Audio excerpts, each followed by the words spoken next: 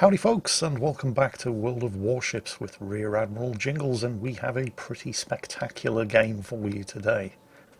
This, in the British Tier 10 light cruiser HMS Minotaur, is the sailing Robin. The name may be familiar, I have featured at least one of his replays before, but you may also know him from his own YouTube channel where he has a prolific number of World of Warships videos. I'll put a link down below in the video description to it, as well as his Twitch live stream, because he also streams World of Warships. It's more likely, however, that you know him from the weekly French community official World of Warships live stream, because he was lucky enough, as a result of his efforts on YouTube and Twitch, to get himself a position on the French language community team. He is an exceptionally good World of Warships player, as you're going to see today. He's also pretty good at video editing, as you'll see if you check out his own YouTube channel, linked down below in the video description. Today, however, he's putting on a pretty special show for us in HMS Minotaur. This is a domination battle. Obviously, it's a Tier 10 battle. The Minotaur's a Tier 10 ship. There's a carrier in play, and the Minotaur does have pretty impressive AA.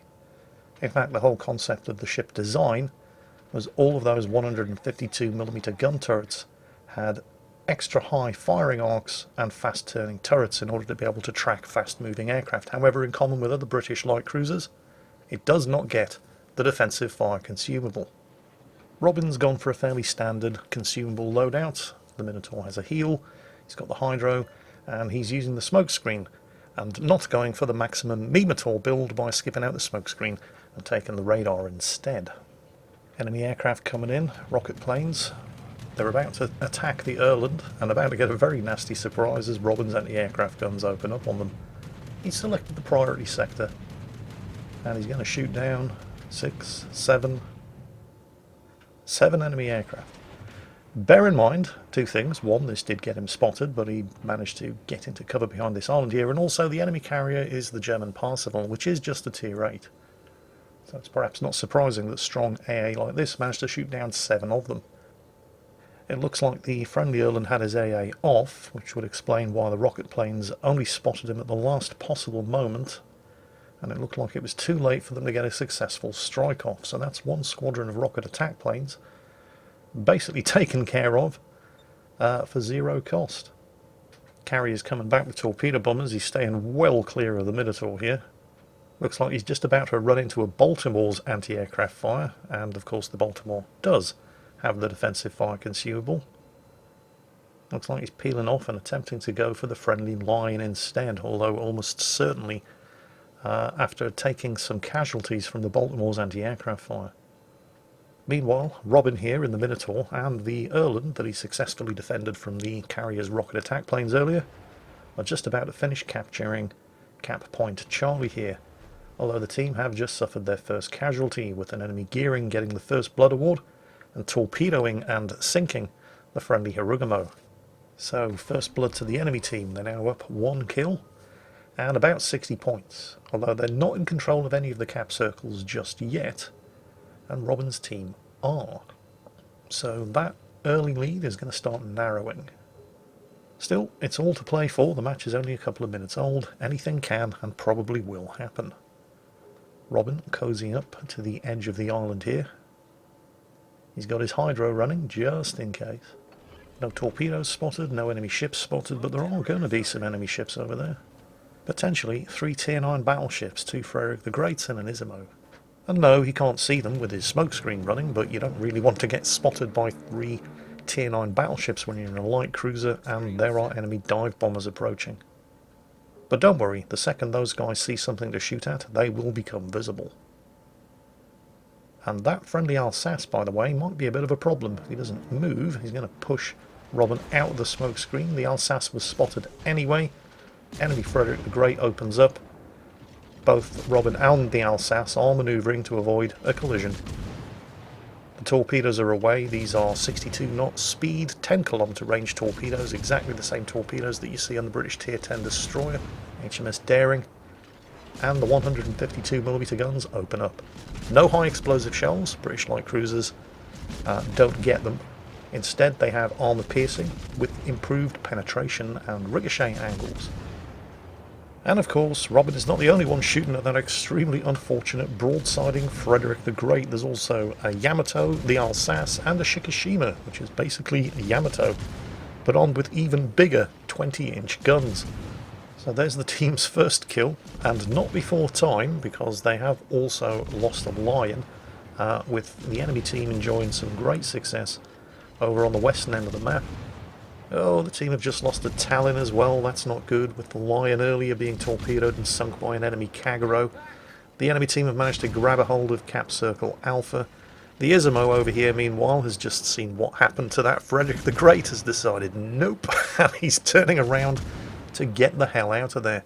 However, it seems like Robin is the only one actually shooting at him, with the rest of the team focusing their fire on the other Frederick the Great. Well, I say focusing their fire, they're doing the exact opposite of focusing their fire. They're splitting their fire between two targets, which is disappointing.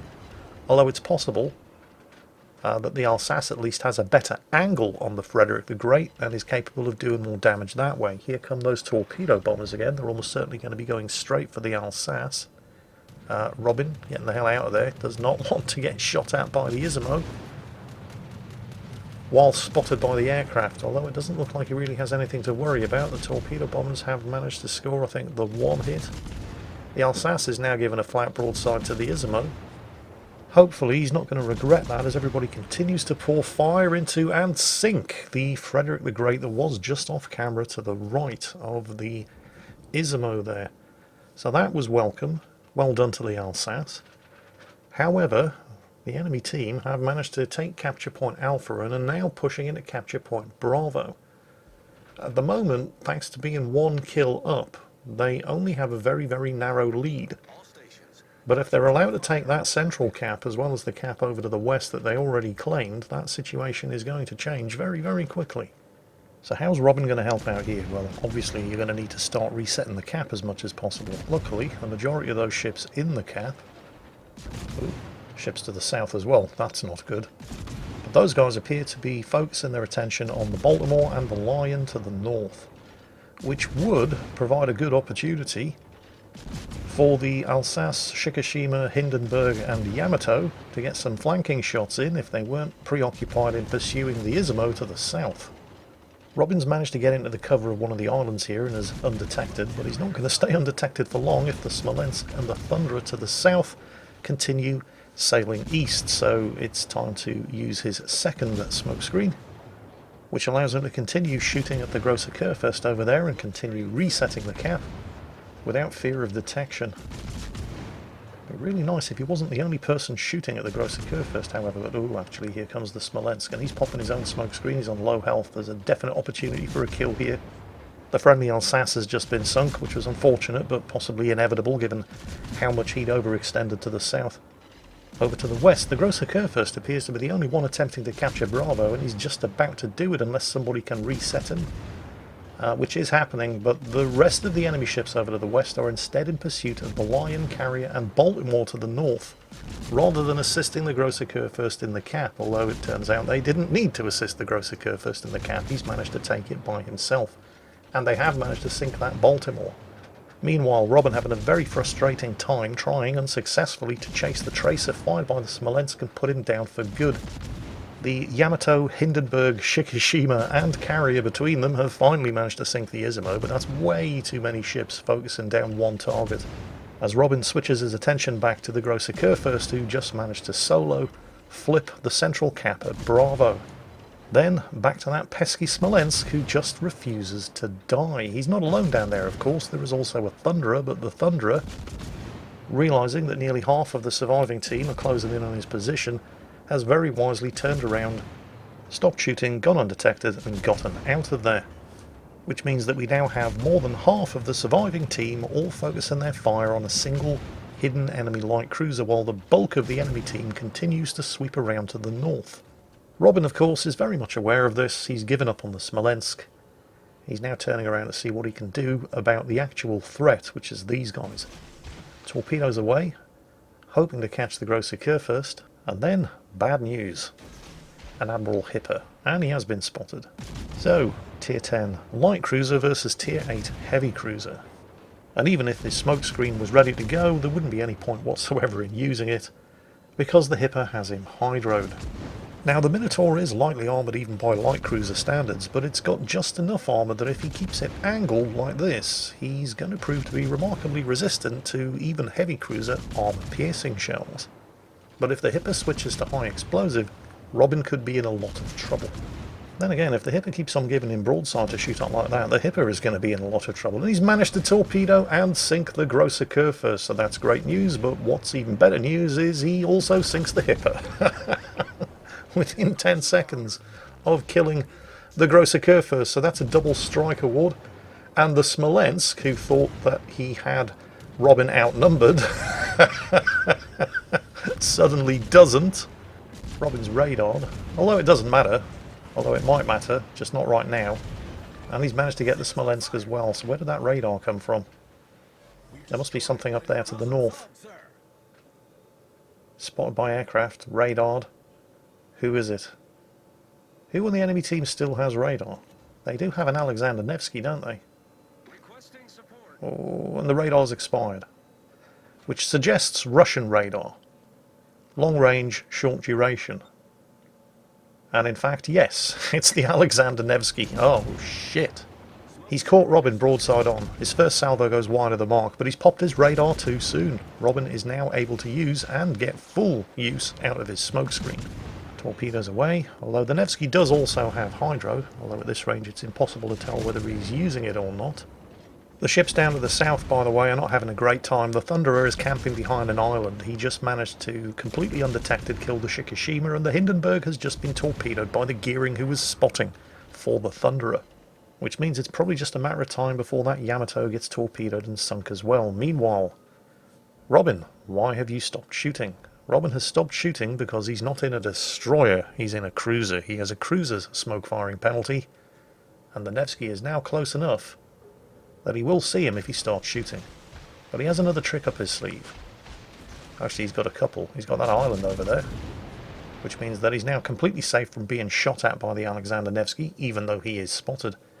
And he's got the torpedo launchers on the other side of the ship, which can be fired singly, ripple-fired, to ensure that they all hit the target. So much for the Alexander Nevsky. That's equalised the kills, but the enemy team with 2 caps are still nearly 100 points ahead. Next customer, the Charles Martel. He's going for the friendly carrier. There he is, the Parsifal, who is really not helping himself much. Not only is he blocking shots from the Erland, who's rushing to his rescue, he's also blocking torpedoes from the Erland, who's rushing to his rescue, and he's just sitting there waiting to be killed. Luckily, however, Charles Martel really isn't doing himself any favours either, because he's just not using his guns. Charles Martel's a heavy cruiser. At that kind of range you could be scoring citadels on the Parsifal, but instead he refuses to fire the guns. He's getting hammered by the Parsival's secondaries. He launches 3 torpedoes, which fail to sink the Parsifal. He then clears the Parsival, which allows him to get shot at not just by the Parsival's secondaries, but also the Erland's guns and Robin's guns the whole time. I don't know how you managed to screw up a carrier kill like that, but somehow the Charles Martel found a way. That quite possibly ranked as one of the dumbest things I've seen this week, and I say that having just rewatched Fury, just to put that into context for you. The team are finally ahead on kills, but thanks to neglecting the caps for as long as they have, they're still behind on points. Robin's got the opportunity to get some undetected shots away against the Thunderer down there. And then some good news, the Lion to the north has sunk the Kagero, so he, the Erland and the carrier are now safe. But the friendly Yamato to the south, as predicted, had spent all this time eating one Gearing torpedo after another, and finally got finished off by the Parsival's rocket attack planes. There is a Gearing smokescreen down there, but that doesn't necessarily mean that's where the Gearing is, and here comes the Parsival's surviving rocket attack planes. Anti-aircraft guns open up. Priority sector reinforced. He should be able, maybe, to shoot them all down. Oh, come on. No, not quite. Still not enough survivors to do a huge amount of damage. He's managed to get into the cap circle. There goes the final charge on his smoke screen. That Thunderer is not going to stay detected forever. But when he does go undetected, hopefully he sees something else to shoot at, so we will see him again, and he has. And it's here where Robin has a stroke of good luck, because those torpedo bombers just flew by the gearing, and the gearing didn't have his anti-aircraft guns off, so he has now been spotted. Gearing is obviously going to be a much, much bigger threat, but the torpedo bombers are not going for the gearing, they're going for the Thunderer. So the gearing's managed to go undetected. The Thunderer shot down all of the torpedo bombers, so the Thunderer has gone undetected. Robin is capping, but there's a gearing closing in, and that means there are going to be gearing torpedoes closing in, so hydro up. Yep, here they come. Oh, that is a very good spread. In almost any other ship, this would have been the end. But the Minotaur has exceptionally responsive engines, and a nice tight turning circle, which means he does eat nearly 15,000 damage from one of those torpedoes, but he doesn't die, and he's got the gearing bang to rights, and getting shot at by a Minotaur in any destroyer is an extremely scary proposition. There's the Kraken Unleashed, kill number 5. Now he just has to worry about the Thunderer. He completes the turn, which is going to put him out of line of fire, although the Thunderer does get one parting salvo away with its front gun turrets. And it's a hit, but it's not serious. The cap has been flipped, and finally, for what I think is the first time in this game, Robin's team are ahead on points and kills. And with 2 caps under their control, that's going to keep getting better. Now, what's the Thunderer up to? It looked like he was heading north into Capture Point Charlie, but he's turning around. Torpedoes away. Smokescreen's still active, although it's about to expire. He's not going to get any use out of that smokescreen. He's going back for that Thunderer. Does this count as trying to win harder? Because they do have a points lead. And there's just over 3 minutes of this match remaining. But it's unlikely that they're going to lose. They do have a 2-to-1 ship advantage. Torpedoes away from the other side, continuing the turn. So if the Thunderer's firing armor piercing, he should be able to weather the damage. The Thunderer's taking his time getting his guns turned around. It is armor piercing. Minimal damage, took it on the armor belt. The Thunderer's AP can Citadel a Minotaur from the rear if it hits the stern. Well, this is awfully risky. He's managed to cause 1 flood with 1 torpedo hit. I don't know whether or not that flood is sticking. There's so much damage stacking up with 152mm AP, it's difficult to tell. However, slowing to avoid those torpedoes means that the Thunderer is now a sitting duck for the Parsifal's surviving torpedo bombers. And it's managed to get 2 torpedoes away, and they are both going to hit. Robin continuing to pound him with 152mm AP, and that is kill number 6.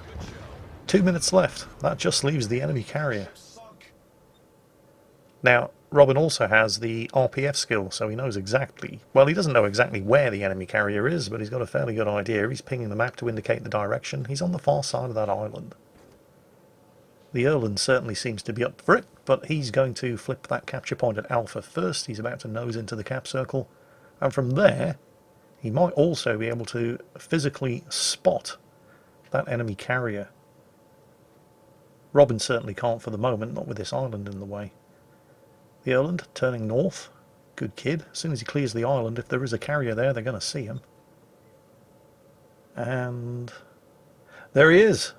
Spotted by the Erland. Nicely done, that destroyer, and he's just inside shooting range as well. Robin's on 325,000 damage and 6 kills. He's about to start stacking up a little bit more. Look at that. Wow. Don't forget, that thing's based on the hull of a heavy cruiser. With 2,000 and 3,000 damage per salvo. It's just a question of whether or not Robin can finish him off before the battle timer expires. He doesn't have a lot of time left, but the damage is really stacking up. There's some torpedoes away from the friendly carrier's torpedo bombers. 1 hit, minimal damage. Come on, come on, they flipped Alpha. All 3 of the caps. No, you were robbed. Robbed, I tell you. There was actually still 40 seconds of that match remaining. He absolutely could have added to his damage and kill total and finished off that carrier. Unfortunately, and I can't believe I'm saying this, but unfortunately, The team reached 1,000 points before that could happen. So Robin is just going to have to settle for 6 kills, 370,000 damage, 15,500 experience, and just a fraction over 1 million credits for that nearly 4,000 base experience match in HMS Minotaur. Fuck me. Yeah. You can see why I get a little bit excited every time the Sailing Robin sends me a replay. He doesn't do it very often, but when he does, damn, it's worth it. And I hope you lot enjoyed it too. And if you liked it, you can see more on his own YouTube channel, his own Twitch channel, and the weekly, at least I think he's on there every week, World of Warships Community French language live stream. That's it for today. I hope you enjoyed it, and as always, take care, stay safe, and I'll catch you next time.